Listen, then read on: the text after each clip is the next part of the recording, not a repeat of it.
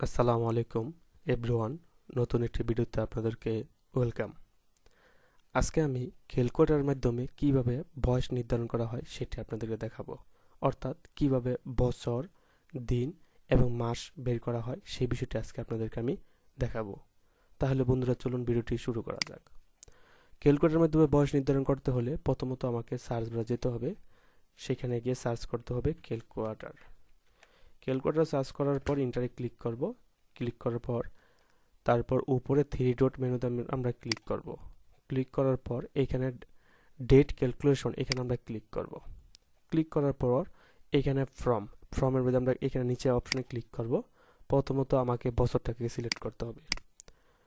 Suppose আমি 1999 সালে এখানে সিলেক্ট করলাম। তারপর মাসটাকে সিলেক্ট করতে হবে। আমি জানুয়ারি মাস সিলেক্ট করলাম। তারপর দিনটাকে সিলেক্ট করতে হবে।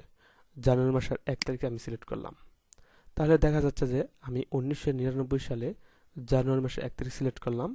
তারপর বর্তমানে চলতেছে 2024 সাল 12 আগস্ট। তাহলে এখানে বয়স দাঁড়াতেছে যে 25 বছর 7 মাস 1 সপ্তাহ 4 দিন। আর মোট দিন হচ্ছে 9355 দিন। তো বন্ধুরা, এরকমভাবে আপনারা যে কোনো বয়স নির্ণয় করার ক্ষেত্রে আপনারা এই টিপসটা আপনারা ব্যবহার করতে পারবেন। যদি বন্ধুরা ভিডিওটি ভালো লাগে তাহলে আপনারা আমার চ্যানেলটিকে সাবস্ক্রাইব করবেন। আসসালামু আলাইকুম।